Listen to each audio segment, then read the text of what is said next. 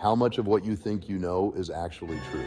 Have you ever stopped to question the narratives being fed to you by the mainstream media? We're told to trust the media, but what happens when that trust is broken? What happens when the very sources we rely on for information become vessels for manipulation and control? In this video, we're going to take a hard look at the uncomfortable truth about media bias and its impact on our society. We'll peel back the layers of deception to expose the forces at play shaping our perceptions of reality. Get ready to challenge everything you thought you knew. This is Brainwashed, the dark side of media control.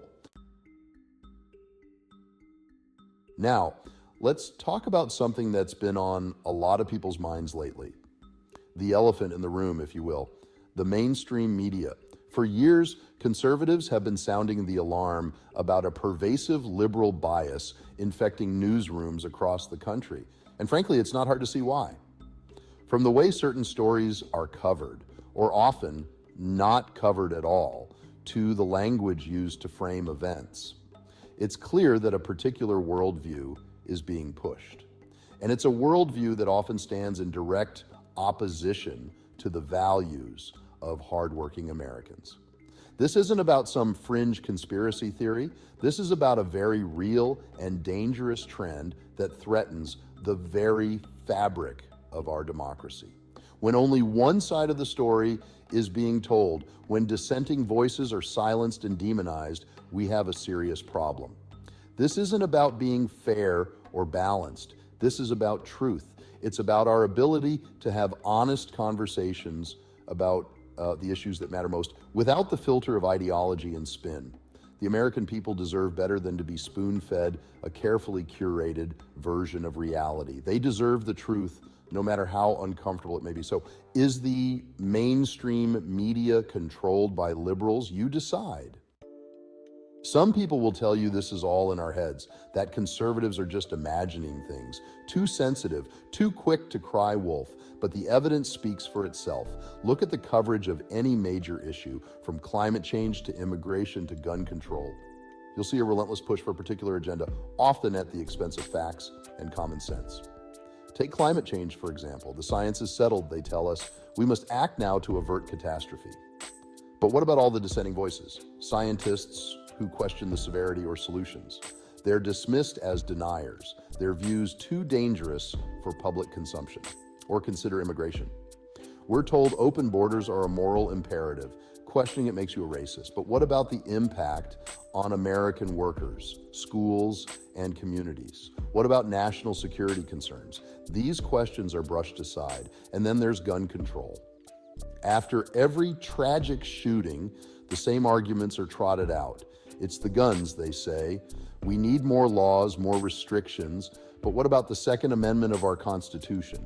What about the rights of law-abiding citizens to defend themselves? These inconvenient truths are ignored. The pattern is clear. Any issue challenging the liberal worldview is downplayed, distorted, or ignored. This isn't journalism. This is propaganda. But let's get specific, shall we? Let's talk about a story that perfectly encapsulates the media's blatant bias and willingness to circle the wagons to protect their own, the Hunter Biden laptop story. In the fall of 2020, just weeks before the presidential election, the New York Post broke a bombshell story about a laptop belonging to then candidate Joe Biden's son, Hunter. The contents of that laptop, which have since been independently verified, revealed a very disturbing pattern of shady business dealings, potential corruption, and influence peddling involving Joe Biden himself. This was explosive stuff that was real, information that had the potential to swing the election. So what did the media do? They buried it, dismissed it as Russian disinformation, refused to even acknowledge its existence. Social media giants like Twitter and Facebook went even further, actively censoring the story and suspending accounts that dared to share it. Think about that for a moment. The most powerful institutions in our society, the supposed guardians of truth and democracy, colluded to suppress a story that reflected poorly on their preferred candidate. And they got away with it. Joe Biden was elected president, and the media went right back to business as usual, congratulating themselves on saving democracy from the threat of misinformation. But the Hunter Biden laptop story isn't going away. It's a stain on the credibility of the media, a stark reminder of the dangers of unchecked power and the arrogance of those who believe they are the arbiters of truth. Chapter 4, the role of tech platforms. And let's not forget about the role of big tech in all of this. Social media platforms like Facebook, Twitter, and YouTube have become the new public square, the places where we go to get our news and information, to connect with friends and family, to engage in debate and discussion. But these platforms are not neutral.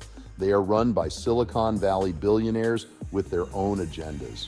And they have shown time and again that they are more than willing to use their power to silence dissenting voices and promote their preferred narratives. We've seen it with the censorship of conservative voices, the shadow banning of accounts that don't toe the line, the suppression of information that challenges the liberal orthodoxy. They claim they're just trying to protect us from harmful content, but what they're really doing is protecting themselves and their worldview.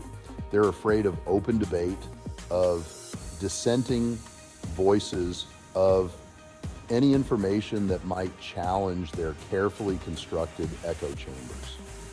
This kind of censorship is dangerous. It undermines our democracy, stifles free speech, and creates a climate of fear and intimidation.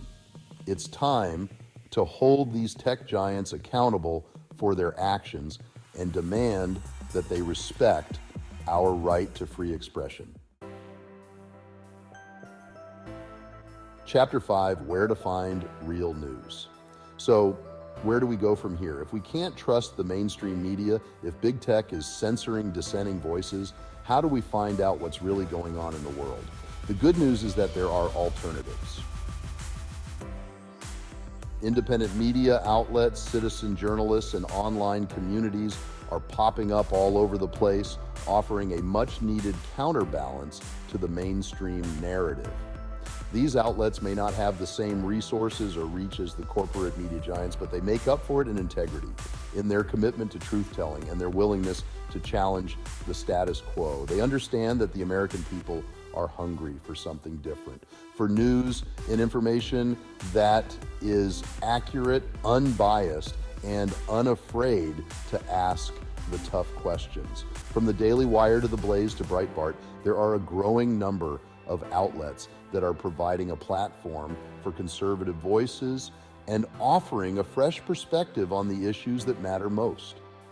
These outlets are not perfect, of course, but they are a vital part of a healthy media ecosystem, one that values diversity of thought and open debate. Chapter 6, why alternative news sources matter. The importance of having access to a variety of news sources, especially those that challenge your existing beliefs, cannot be overstated.